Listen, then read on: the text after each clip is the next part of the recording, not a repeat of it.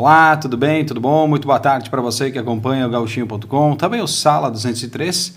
Hoje estou recebendo no nosso estúdio um convidado especial, advogado, médico, filósofo, enfim, técnico agrícola. Vamos conhecer um pouquinho mais de Eduardo Marim, mas em seguida, depois dos nossos comerciais. Em 2 minutinhos, estaremos de volta. Na Oraunic Serafina, além de uma estrutura premium, você também conta com profissionais qualificados. Todos nós, da Oraunic Serafina, temos como principal objetivo a excelência e a humanização em todos os tratamentos. Com a tecnologia ao nosso favor, agilizamos procedimentos, diminuindo muito o tempo de espera dos pacientes.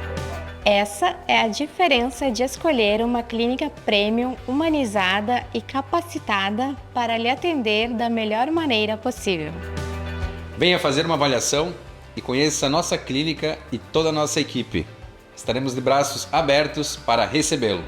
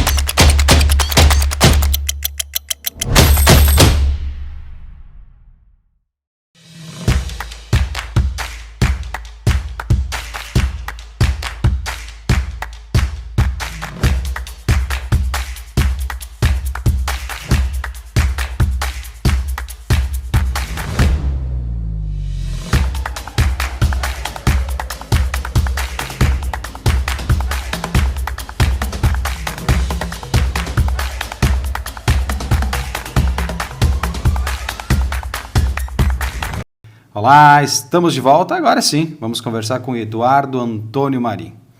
Vamos conversar um pouquinho, que hoje é médico, mas já foi advogado, atuou muito com a advocacia aqui na nossa região, também técnico agrícola, filósofo, fez letras, fez uma parte. Contábeis, enfim. Uma parte também. Marim, vamos falar um pouquinho da tua história também, dos teus cursos, né? Da tua caminhada um pouquinho, né? Porque eu, pessoalmente, eu conhecia teu lado advogado e médico.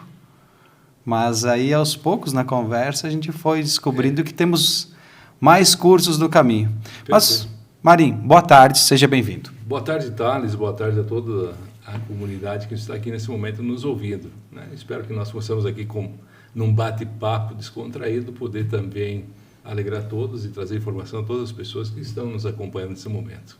Marim, Eduardo, vamos falar um pouquinho sobre a tua história, né? O teu gosto pelo estudo também, né? Porque tu é uma pessoa que estuda bastante, né? Esse gosto pelo estudo, confesso que ele veio de forma na maturidade. Na adolescência eu já não era tão assim, viu? Eu lembro assim que eu era um aluno lá da Escola Carneiro de Campos, que tinha lá, chegava no fim do ano, pegava uma recuperação ou outra. Normal. Né? Matemática, português. Enfim, eu acho que eu considerava muito que aproveitava o tempo e sabia que no final do ano eu resolvia a parada. Né? Então, eu aproveitava o ano para infernizar talvez um pouco os colegas, o colégio, a turma, enfim. Essa capacidade, esse senso criativo de adolescente, de criança. Mas tenho boas memórias desse tempo, esse tempo importante, um tempo que foi responsável pela minha formação e pelas minhas relações, então tem muita importância isso. A minha formação profissional ela começa em 1980, na década de 80, quando eu ingressei na Escola Agrotécnica Federal de Bento Gonçalves. E ali eu permaneci os 3 anos, e aí eu aprendi tive gosto pelo estudo, pela leitura, né? Porque a escola, ela nos cobrava, e tinha um ambiente muito propício, porque nós vivíamos no internato. E no internato tu tem vários tipos de pessoas, né? E às vezes tu querendo reproduzir o comportamento de um puxando o outro, acaba formando um time de pessoas, de estudantes, de amigos. Então tive a felicidade de, nesse período, me encontrar como estudante, e ali começou também o gosto pela leitura, né? A biblioteca tinha alguns livros, lembro de ter lido Harold Robbins, Os Indomáveis, Os Insaciáveis, né? E ali começou o gosto pela leitura. Concluí o curso em 1984 e, a partir daí, trabalhei algum tempo na área de técnico agrícola. 2 anos na empresa Souza Cruz, como orientador de plantio de fumo, lá na cidade de Putinga, né, onde hoje ainda tenho muitos amigos nesses 2 anos que a gente passou por lá. Eventualmente frequento, visito a cidade, né, o ponto de partida também da minha profissão, ali que eu me descobri em algumas curiosidades da vida, né? E dali também que eu parto para outros estudos. Esses 2 anos na empresa Souza Cruz, aí eu resolvi que deveria, vendo o comportamento dos colegas, vendo a perspectiva daquele trabalho, eu disse, bom, sou jovem, tenho aqui 18 anos, vamos partir para uma alternativa. Pedi demissão da empresa lá e voltei para a Serafina naquele ano de 86, se não me falha a memória, 85, 86, se criou aqui em Serafina a Secretaria da Agricultura, né? E eu fui um dos contratados para trabalhar como técnico agrícola nessa secretaria que estava sendo criada. Tinha lá o Lidenor Gilhoto, que era o secretário da Agricultura, tinha o José de Bastiani, que era o meu colega técnico agrícola, e trabalhamos muito tempo. Até que chegou um momento que, nesse meio tempo, aí como técnico agrícola, que eu cursei a Faculdade de Filosofia em Passo Fundo. Né? Filosofia. Isso. Então, eu trabalhava aqui como técnico agrícola no município, na Secretaria da Agricultura, e fazia esse trabalho aí que o pessoal continua fazendo hoje, virar à tarde, 10 para 5, pegar o ônibus, ir para Passo Fundo, estudar, voltar de noite, e assim foram 5 anos. Até o momento que concluí o curso e vai dizer assim, o que fazer? Quando tu está concluindo alguma coisa, diz assim, bom, enquanto tu está fazendo, está tranquilo. Tu está fazendo o começo, lá tem o meio, a partir do meio tu já sabe que passa rápido. E aí tu tem que tomar decisões, dizer, o que eu vou fazer? E eu estava concluindo o curso da Faculdade de Filosofia na Universidade de Passo Fundo, e eu tinha um professor, o professor chamava, o nome dele era Pablo Ballesteros. Ele foi meu professor na disciplina de cosmologia. Cosmologia, visão do cosmos. Tinha uma outra disciplina que era teologia, era lógica formal, lógica, enfim, disciplinas correlatas da Faculdade de Filosofia. E eu encontrei esse professor. Esse professor aí, eu pedi para ele, professor, o que faço agora? Tenho 2 caminhos a seguir. Isso em 1992. Ou eu continuo na filosofia, vou para fazer um mestrado e doutorado, ou eu tenho uma outra opção, vou para o direito, que eu queria fazer direito. Mas o direito, eu disse, bom, não tenho grandes condições econômicas, tenho que fazer na Universidade Federal, onde possa, né, as minhas economias tentar e fazer frente a isso. E o professor me disse assim, o professor Pablo Ballesteros, para ter uma ideia, era um exilado do Chile, aqui no Brasil, não sei se hoje ele continua vivendo, e ele morava em Caxias do Sul. E ele, além de ser professor de filosofia, também era médico, e trabalhava ali em Caxias do Sul de forma voluntária, creio eu, de forma bem popular. Diz o professor, olha, se tu quer morrer de fome, continua na filosofia. Putz, né? Diante de uma... Animou, né? Diante dessa resposta, só ficou com outra. direito. O que aconteceu? Na verdade, em 1992, não havia tido, ainda não tinha se feito a reforma do ensino superior. Posteriormente se fez, e aí passou a se exigir que as universidades se qualificassem, com testes, qualificação de professores, bibliotecas, enfim. E aí começaram a entrar mestres e doutores. Então, os mestres e doutores, a partir daquele momento, começaram a ser valorizados nas universidades, que até então não tinham, porque não tinha exigência.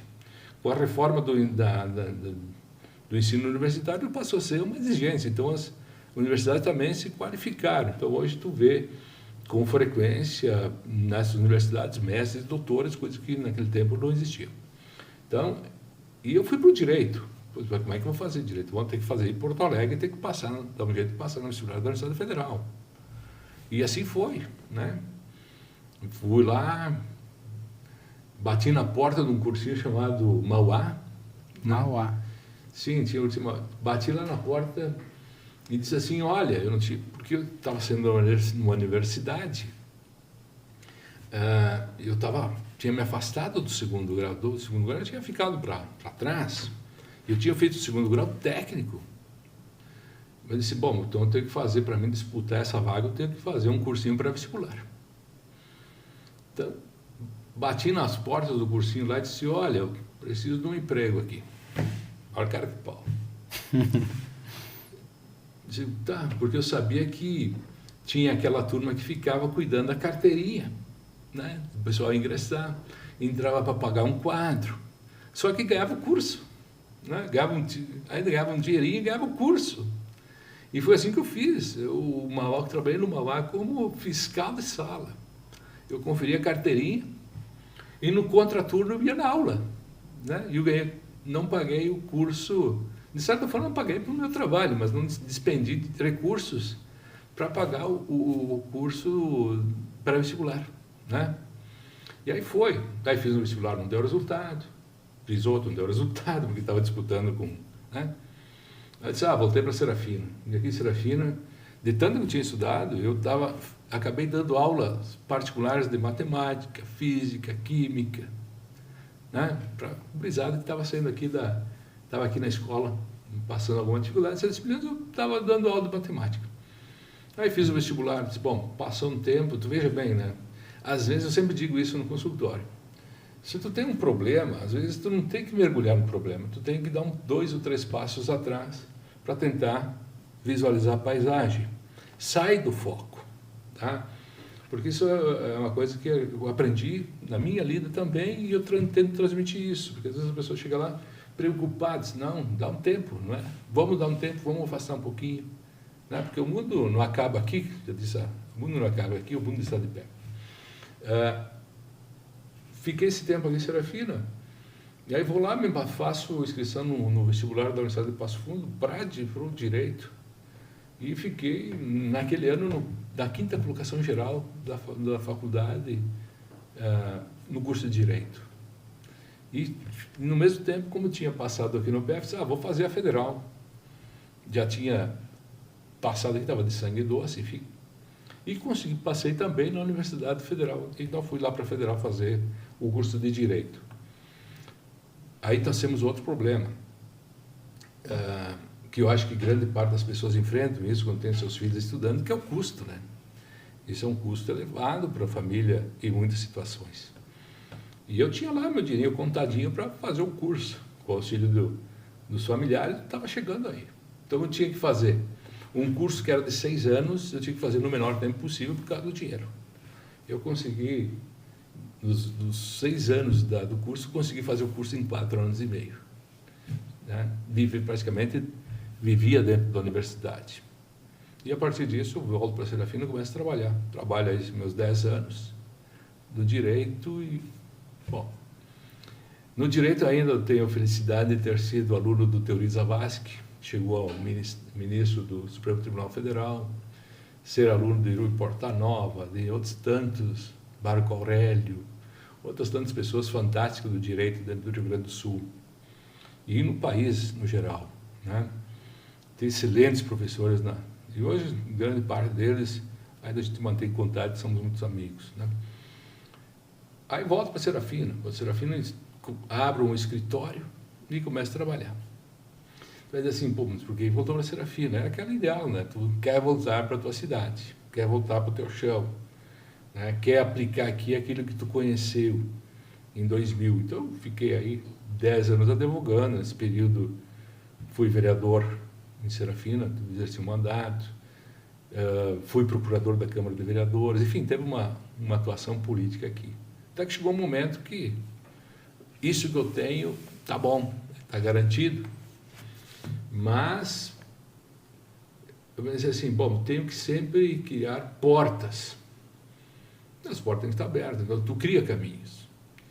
Quer dizer, se tu não criar caminhos, tu tem um caminho só, se esse caminho aí for interrompido, para onde tu vai? É que nem nós aqui há poucos tempos, né?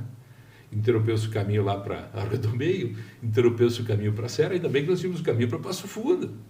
Mais longe, mas tinha como chegar. Tínhamos um caminho, né? Tínhamos um caminho para chegar. Tínhamos ali para chegar em Passo Fundo, pega. Tinha o aeroporto, vai para onde tu quer.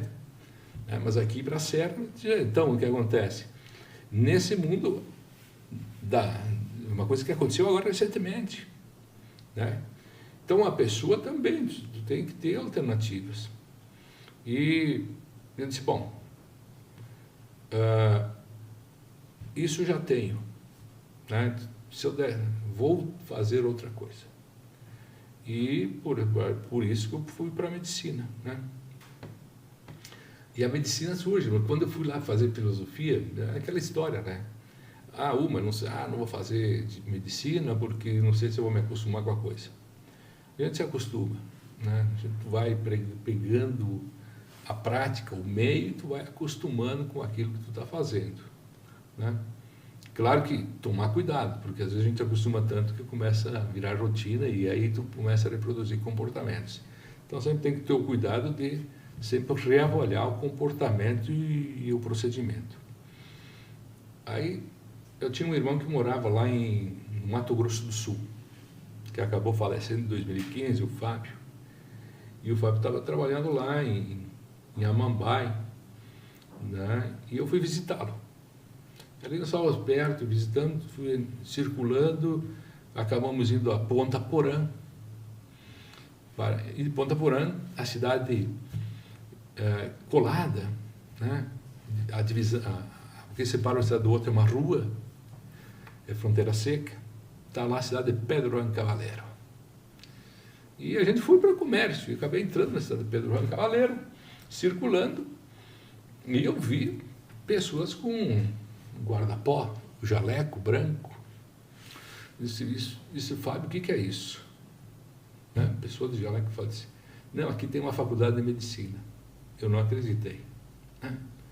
Não acreditei por quê? Porque na nossa representação, a universidade e a faculdade é aqueles prédios enormes, né? Eu saía da UPF. Uma estrutura que a UPF tem, né? Uma estrutura enorme, né? Tu vai para uma universidade federal, eu saía da universidade da URGS, que é uma cidade lá dentro, né? Tu vai para a URGS, enorme, essa universidade enorme, mas não pode, aqui, nada pode, tinha, né? E aquilo ficou na minha cabeça, tá? Isso em 2006, 2004, 2006. E aquilo ficou na minha cabeça martelando, né? E eu disse, bom, vou fazer medicina, né? Aqui está a possibilidade. E aí eu disse, bom, vou fazer medicina. Ele começou a despertar. O que eu fiz? Entrei em contato com a Universidade de Passo Fundo e pedi ingresso no curso de medicina. Eles me disseram que não, né? Tu vai ter que disputar o vestibular. Isso é difícil, né? O gurizada está chegando agora, quente, e eu sei que o vestibular, nada, pode ser uma crítica, mas é uma seleção para aquele momento. O cara termina a seleção, terminou a prova do vestibular, e ingressa, talvez nem vai, o que ele vai realizar no curso nem tem relação com o vestibular. Embora, como diz o Ziraldo, lembra do Ziraldo que esteve aqui uma vez, né? quando a pessoa sabe ler e escrever, ela está alfabetizada. Tá? Bom, aí, se não, é difícil, vou fazer o vestibular, levar 3 anos. E o Paraguai tinha a peculiaridade que te inscreve lá na faculdade, tu entra para cursar. E eu fiz isso. Bom, não vou perder 3 anos aqui estudando, 3 anos, faço 3 anos da faculdade, mais 3 anos, estou concluído. E o que me motivou aí também foi o aspecto de que naquele período aí que eu fui, 2010, 10, 11, 12, 13, 14, 15, o Revalida estava surgindo como um projeto piloto em um desses estados no Nordeste, não lembro exatamente qual. Então eu disse, bom, se existe um projeto piloto aqui do Revalida, é porque isso vai se tornar a regra. Então, nesses 6 anos, eu vou fazer o curso, depois eu faço o Revalida. Né? E, de fato, o Revalida, que era um projeto piloto, virou a regra. As pessoas que estudam no exterior, no caso da medicina, voltam para o Brasil, elas têm que fazer a revalidação do seu diploma. É uma prova em 2 etapas que tu é avaliado se tu tem condições de exercer a medicina no Brasil. E se tem condições, uma das universidades que tu vai escolher vai ser aquela que vai emitir o teu diploma, que tu vai fazer o registro do conselho de classe, no caso, o Conselho de Medicina. Então eu disse, bom, vou lá, fui. E aí fui lá para Pedro Juan Cavaleiros e morei 6 anos dentro da cidade de Pedro Juan Cavaleiro, né? Dentro do Paraguai. Uma experiência fantástica, né? Ímpar, porque tu está vivendo uma cultura diferente. A cultura de hábitos e costumes diferentes, música diferente, culinária diferente, estilos diferentes, né? Então essa foi muito bom essa experiência, né? Trouxe desses lá bom, além de bons amigos que eu tenho lá dentro do Paraguai, muitos conhecimentos na área cultural dessa região hispânica, né? E alguns episódios que aconteceram lá que são coisas assim interessantes que a gente às vezes conta aí, que as pessoas não têm ideia que isso possa acontecer, né? Então essa é a experiência. Fui lá para a medicina. E aí o que aconteceu? O formato da faculdade lá, assim, ó, bota 100 pessoas dentro da sala de aula, não tem problema. Primeiro ano, teoria. Né? Teoria, anatomia, e aí vai, anatomia, fisiologia, histologia, né? Anatopatologia, enfim. E eles vão começando a filtrar, vai filtrando. Então o que acontece? Tem 100. Na virada do primeiro ano, desses 100 já sobrou 60, no outro já sobrou 30, e assim foi, nós chegamos no final do curso com, né, 20 alunos, acho que 20, 30 alunos formando na turma. Por quê? Porque foi, ao longo do tempo, foi peneirando. Então o formato de estudo, que eles têm esse formato, enfim, e está dando resultado. A minha faculdade, felizmente, os colegas que se formaram comigo, todos eles revalidaram seus diplomas. Talvez um outro, não lembro, mas os que eu tenho conhecimento, acho que é um outro que não revalidou, mas a grande maioria revalidou seu diploma. Tenho pessoas que já se tornaram especialistas dentro do Brasil. E, enfim, então são pessoas de sucesso. Então, essa é a trajetória. Também teve outros cursos no meio, contabilidade também. A contabilidade, assim, ela surgiu lá, eu estava, embora eu não tenha concluído o curso de Ciências Contábeis, mas, assim, quando eu estava advogando aqui em Serafina, aí, disse, o que eu vou fazer à noite? A pergunta que eu me fazia, o que eu faço à noite? Universidade de Cássia, aqui a 10 quilômetros, a 20 quilômetros. Só vou lá fazer. E o curso de Ciências Contábeis, ele surgiu assim, não pelo interesse da contabilidade, até teria, porque eu acabei parando no meio. Mas eu tinha o Fábio era licenciado em administração de empresa. E o meu irmão, o Carlos, é licenciado em Ciências Contábeis. Né? E eu queria me meter na conversa deles. Né? Queria poder problematizar com eles, discutindo temas da administração, discutindo temas das ciências contábeis. Então, as ciências contábeis, o curso que eu fiz ali, não é tanto pelo exercício, mas pela vontade de, ocupar o tempo, que eu tinha um tempo disponível, e outro para meter pilha com os meus irmãos mesmo, né? O Carlos, o Carlos Cabó, depois ele foi delegado do Conselho Estadual do CRM, né? Conselho Estadual de Ciências Contábeis, né? E hoje ele está concluindo a carreira dele lá no Tribunal de Contas. Então, eu queria conversar com ele. O Fábio na área da administração. Então, tenho aí grandes colegas, grandes amigos que fizeram o curso, hoje concluíram o seu curso e seguem na carreira de Ciências Contábeis, como a Fabiana Bedin, como a Suzete Tereolão, o Wagner Rodrigues, foram meus colegas, nós conversamos Fernando Zampronha, né? Então, são pessoas que eram colegas aí, que estão aí atuando. E eu parei. E parei naquele momento, eu parei e acabei, nesse período também, uma das questões, o motivo de eu ter parado é que, enfim, eu acabei optando por fazer outra coisa. E aí eu fui fazer a escola do Ministério Público em Passo Fundo e a escola da Júris, que eu fiz também, que eu intencionava fazer concurso. Bom, abri a possibilidade de fazer concurso, estava bem preparando para isso, seja na área da promotoria, seja na área do judiciário como juiz de direito. Mas aí, no caminho, outras possibilidades surgiram, né? E eu fui para as outras possibilidades. Minha experiência, assim, tem coisas assim que eu me orgulho de ter feito aqui em Serafina, né? Me orgulho muito de ter escrito, por exemplo, uma peça de teatro em Serafina, né? Eu escrevi O Rapto de Salame, que foi escrito por mim, foi traduzido ali pela minha avó e foi colocado em prática. Hoje está sendo trabalhado, continua sendo trabalhado com a equipe do Edgar Marosca e com projetos culturais, então está trabalhando essa questão. Então eu me orgulho de ter feito isso também. Me orgulho dos meus 30 dias de ter trabalhado na Rádio Rosário, em 1984, né? Foram os 30 dias. Poderia escrever um livro desses 30 dias, né? Foi uma presença importante e que, enfim, abriu a possibilidade. Sabe o que aconteceu? Lá em 1984, a Rádio Rosário, que hoje está completando, 84 agora, são 50 anos, né? Não, 40 anos. 40 anos. 40 anos, 84. Anos de ação. Ela tinha 6 meses, a Rádio Nora, quando eu trabalhei 30 dias.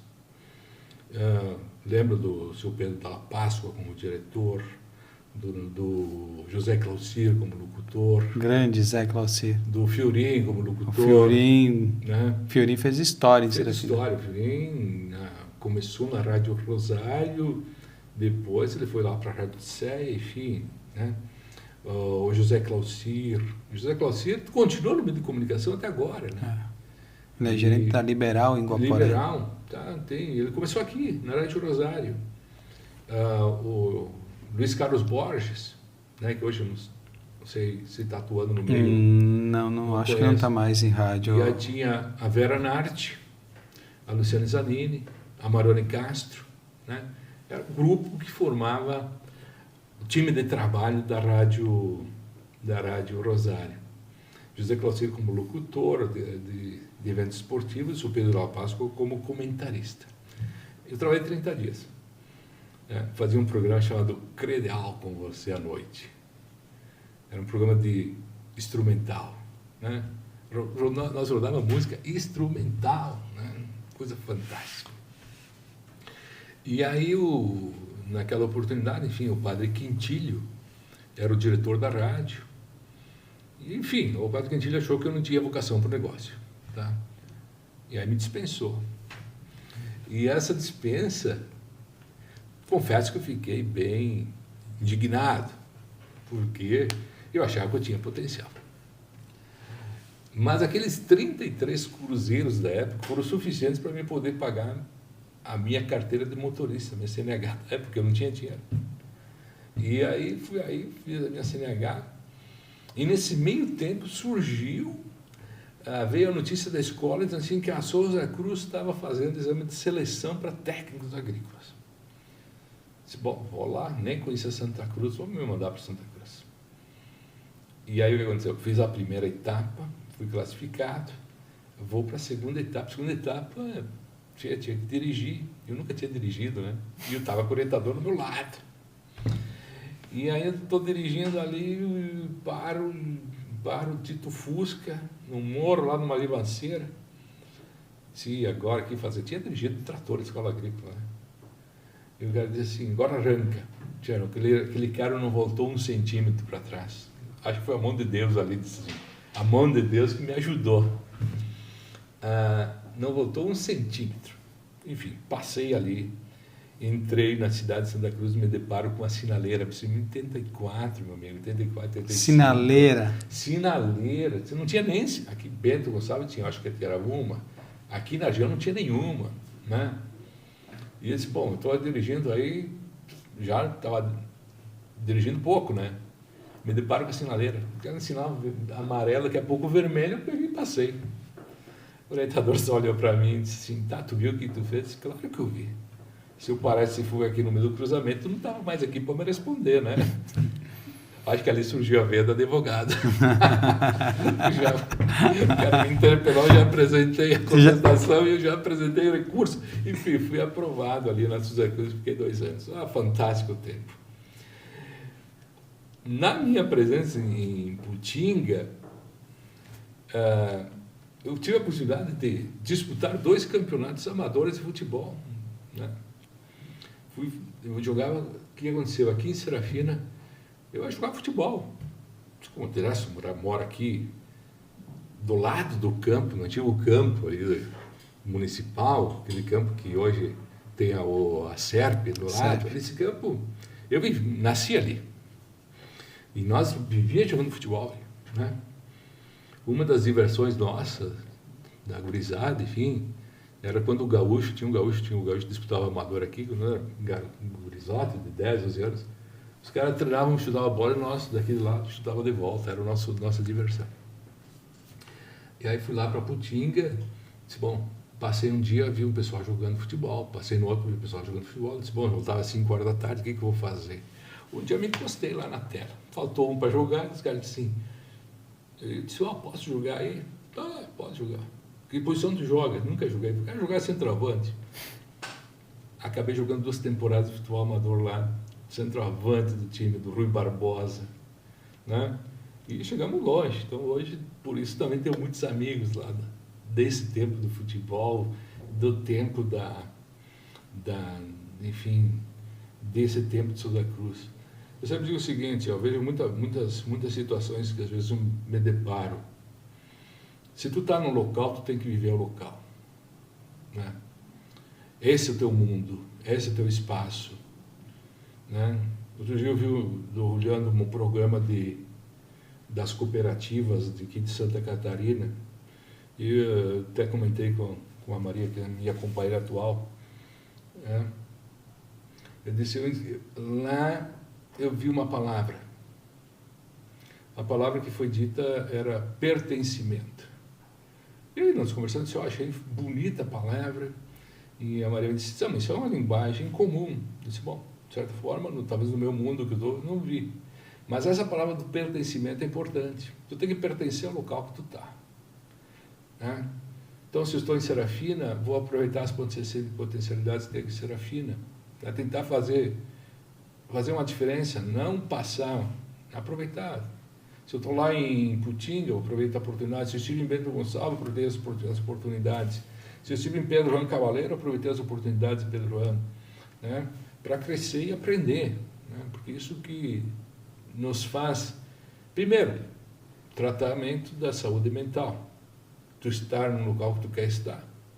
Isso facilita que a tua saúde mental também esteja tranquila, né? Eu estou aqui, mas estou contrariado, estou aqui, estou pensando em outra coisa. Não, às vezes eu vejo sim pessoas, até mesmo no consultório, que elas têm essa dificuldade, essa angústia, gera-se um momento de angústia que não tem porquê, né? Então, ter programa, dizer, eu quero vou ficar aqui tanto tempo, vou me programar. Então, livra-se desses momentos de angústia, questão de saúde mental, viver o momento, aproveitar o momento. Olha, a pandemia nos mostrou isso, né? A pandemia foi foi um momento difícil para muitos, né? Eu acho que nós temos que tirar lições disso aí. A gente sempre tem que aprender. Não pode passar Na dificuldade, em... principalmente. Exato, não né? pode passar em branco. Nós temos que aplicar.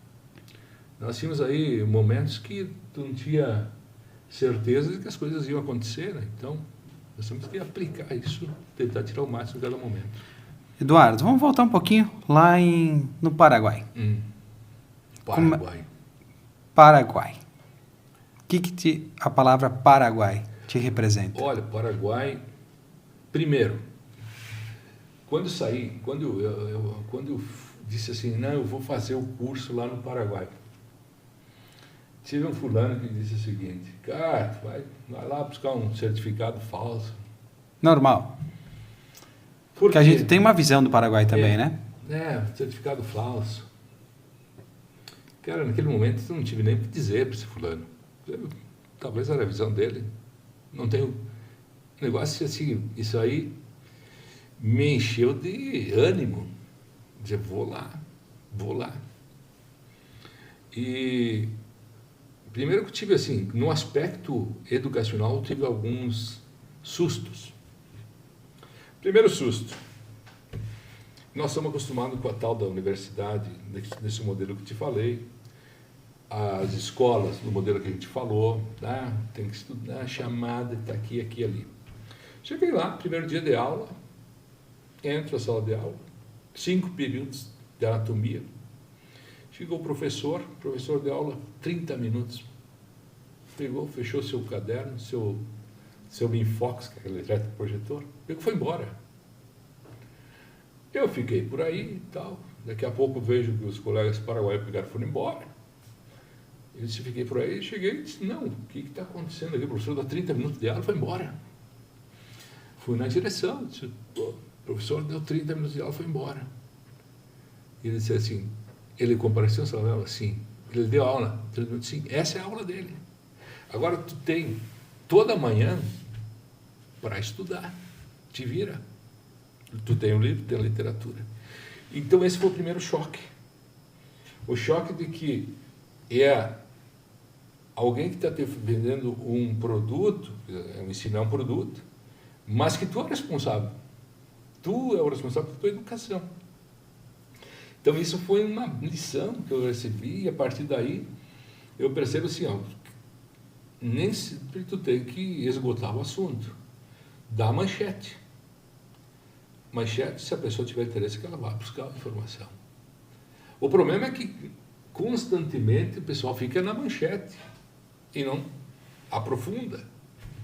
Então fica difícil, às vezes, até mesmo de argumentar, então tem que aprofundar. Então isso foi uma coisa importante que eu tive. O Paraguai, eu estive ali, o Paraguai tem aquela situação. Eu morei em Pedro Cabaleiro, é difícil tu não falar da situação que é Pedro Cabaleiro, questão criminal, por exemplo. Tu abre um jornal aí, qual é a notícia que tem de lá? Só coisa ruim. Dificilmente vê coisa boa. Coisa boa, não tem, é coisa ruim. E isso é próprio, talvez próprio do nosso brasileiro, que nós somos. Nós achamos que nós, sei lá, não vou generalizar, mas nós achamos que nós somos maior que todos os outros, né? Achamos que nós estamos dando a regra. E às vezes olhamos para nós mesmos. Aí não olhamos para o outro, né? Que é aquilo que Dussel diz, alteridade. Você tem o outro, né? Eric Dussel, né? Um filósofo importante. E ali o Paraguai tem uma cultura incrível, né? Ali aprendi, por exemplo, o tereré.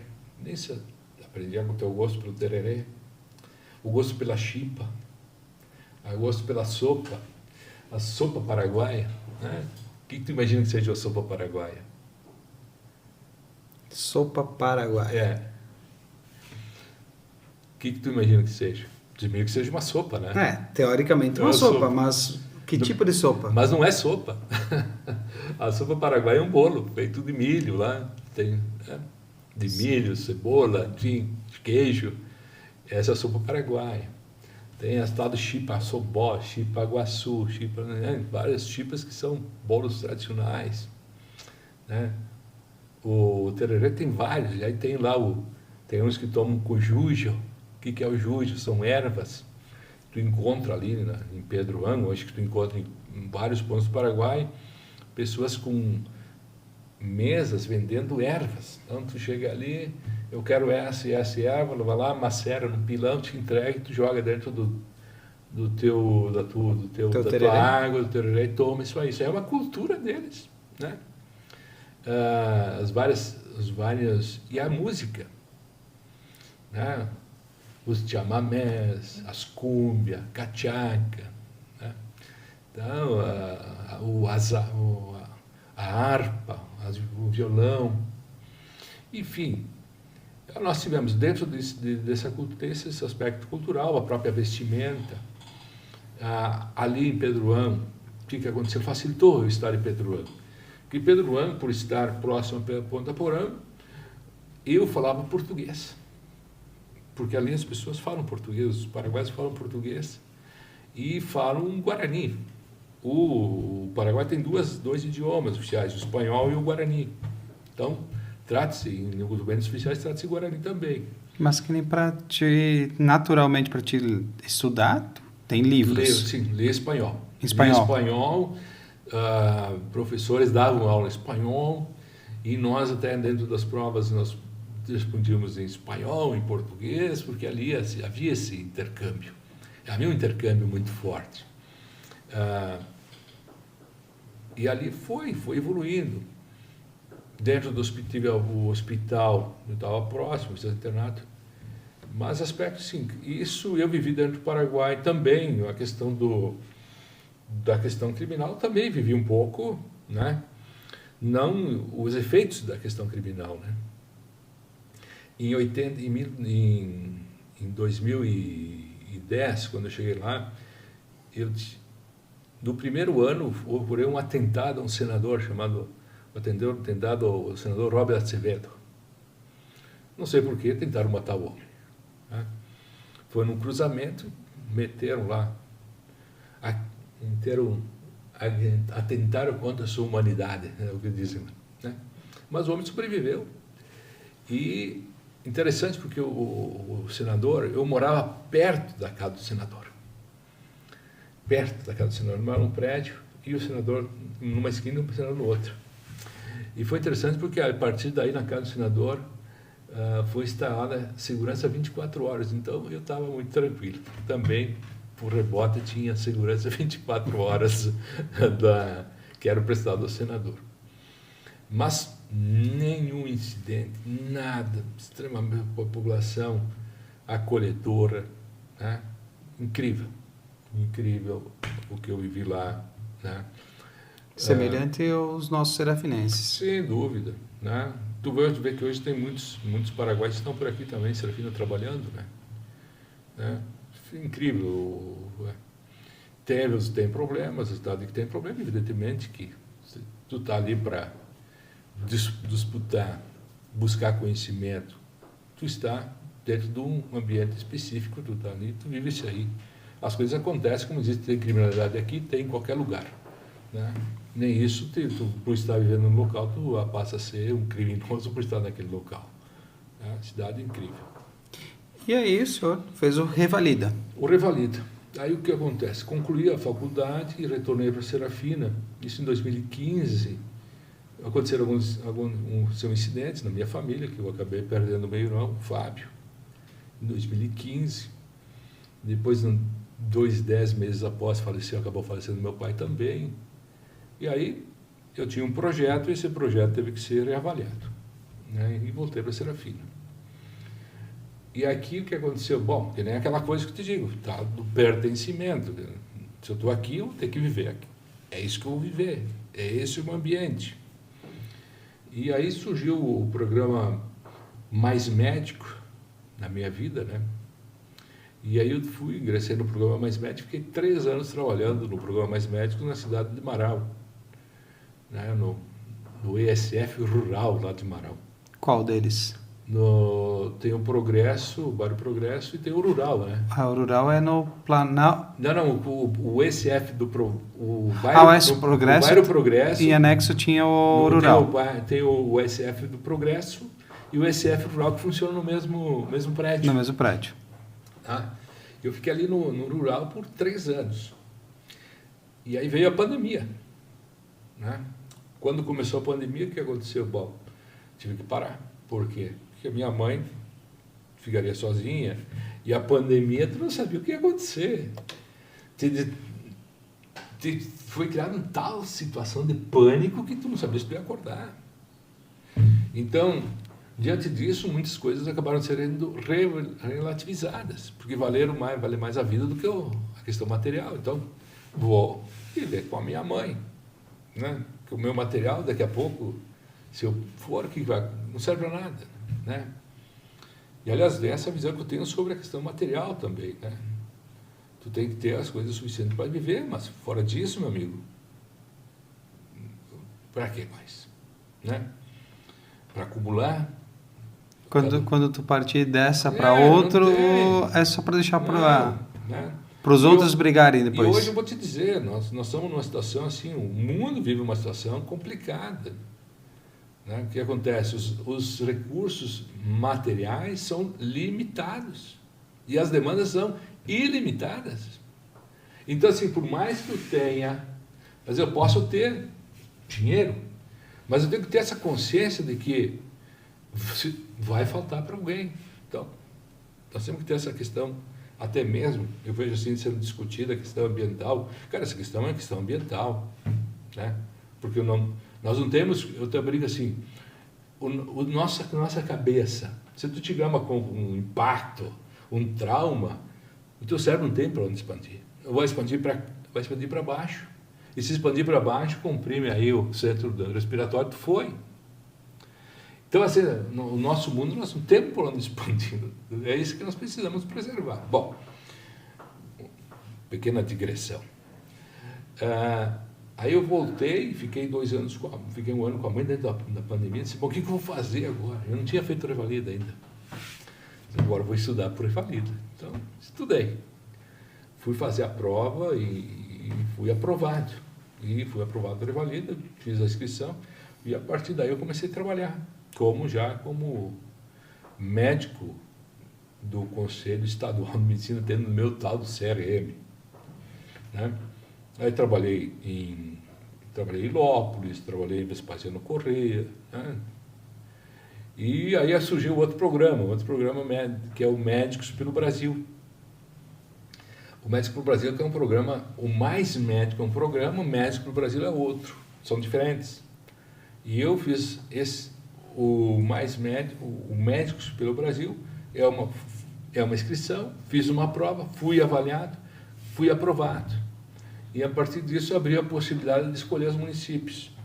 Pela minha nota, eu poderia escolher, tinha mais de 500 municípios do Brasil para ser escolhido. Eu disse para a mãe, bom, tenho que ficar aqui em Serafina, que é aqui que eu estou vivendo. Aqui que a senhora tem os seus grudes, né? Tem o conselho, tem o clube de mães, o grupo da aniversariante, né? Tem a igreja, tem a zeladora da capelinha, enfim, tem o conselho do clube de mães e o próprio clube de mães que ela pertence. Então, e tem 80 e poucos anos, então uma pessoa dessa tu tem que ouvir, né? Aí entrou esse programa e disse, mãe, bom, se aparecer alguma cidade perto de Serafina, eu vou optar por uma dessas. Aí, dentro da seleção tinha a possibilidade de escolher de 3, eu acabei escolhendo Vila Maria, acabei escolhendo Paraí e Serafina. Né? Primeira opção, evidentemente, Serafina, porque eu estava aqui. E foi essa a primeira opção que foi atendida. Então, eu estou em Serafina 2 anos, trabalhando no programa Médico para o Brasil, aí no Centro Municipal de Saúde, né, atendendo as pessoas. Então, estou dentro de um programa federal, que é o Médico para o Brasil, que é um curso, que me fornece um curso ao final de médico de família e comunidade. Marim, eu te chamo de Marim. Sim, porque é o mais conhecido, né? É verdade. Aqui, hoje a gente fala do Marim. Deixa eu te falar sobre esse Marim. Eu fui candidato a vereador e acabei criando um jargão político. O jargão político era eu sou o Marinho. Tá? E foi usado por muito tempo. Eu sou o Marinho. Ah, vou fazer isso e aquilo, vou propor isso e aquilo. Eu sou o Marinho. E sou o Marinho. Bom, isso foi em 1994, vocês estavam pensando, decorreram-se praticamente 30 anos. E esse jargão continua. Eu estava atendendo um paciente e o paciente disse assim, não, mas tu é o Marinho? Eu te conhecia pela rádio, não te conhecia. Esse jargão, eu sou o Marinho. Então, o Marinho realmente é o nome que as pessoas me conhecem. Marinho, tu já fez algumas faculdades, alguns cursos. Medicina é a última ou pretende seguir outra carreira, buscar outros cursos, outros conhecimentos? Olha, eu procuro passar longe das universidades ultimamente. Né? Se passar perto de uma é capaz de entrar. Eu confesso para ti que eu me senti provocado a cursar o curso de psicologia aqui na Universidade de Caxias do Sul, em Guaporé. Né? Mas aí disse, bom...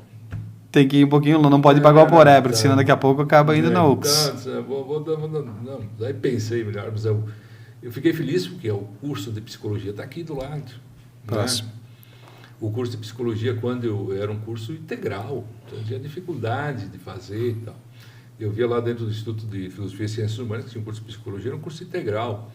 Hoje, os cursos, eu acho que a própria universidade, o próprio ensino superior passa por uma remodelagem tremenda, porque o EAD está aí com toda potência, com todo gás, e a tendência é que esse EAD continue, né? Por quê? Porque nós estamos hoje aprimorando o sistema de comunicação. Hoje é comum, esses dias o cara me contou como uma coisa assim, surpreendente, mas nós já tivemos situações de cirurgias que foram feitas em hospitais aqui, cujo médico, o cirurgião, estava no Canadá. Por quê? Porque a comunicação, ela criou a velocidade. Então, o cara lá no Canadá, manuseando ali um robô, conseguiu fazer uma cirurgia no Brasil. Então, nós passamos por transformações. Nós temos que entender que o mundo é um mundo em transformação. Então, eu fiquei muito feliz quando o meu amigo Chico aí, o Francisco Salvani de Guaporé, que é o diretor da Universidade de Caxias do Sul, campus de Guaporé, disse, está abrindo o curso de psicologia. Fiquei muito feliz, porque é uma opção, é uma possibilidade de estar perto de pessoas estudarem. Esse é um curso que, se eu pudesse fazer, faria. Como também é um curso que eu faria, é o jornalismo. Né? Acho que o jornalismo é um curso incrível. É né? fantástico. Tu poder trabalhar a informação, levar a informação, né? Eu acho incrível, né? Porque depende de muito conhecimento estrutural e conjuntural, né? E se eu dizer, bom, jornalismo, eu tenho pessoas assim, jornalistas até gaúchos, grandes jornalistas gaúchos, né? Que estão aí, o Rui Carlos Ossman, o famoso professor, Lauro Quadros, esses jornalistas que a gente acompanhou, né? Zé Martins e tantos outros, os nossos próprios jornalistas que nós temos aqui na nossa região, né? Pessoas que... E eu lembro, e essa educação do jornalismo tem talvez inspiração em Thelmo Martins, lá de Guaporé. Thelmo Martins. Bólidos coloridos, dos 1000, como é que é? Dos 3000, quantos quilômetros tem o autódromo? Ele dizia. Quantos quilômetros tem o autódromo? O autódromo... 3.300.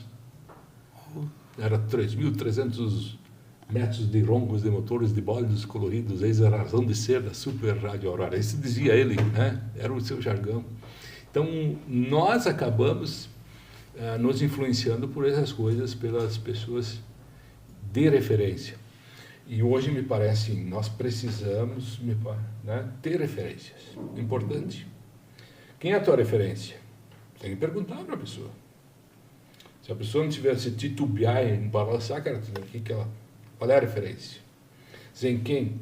Eu assim, letras.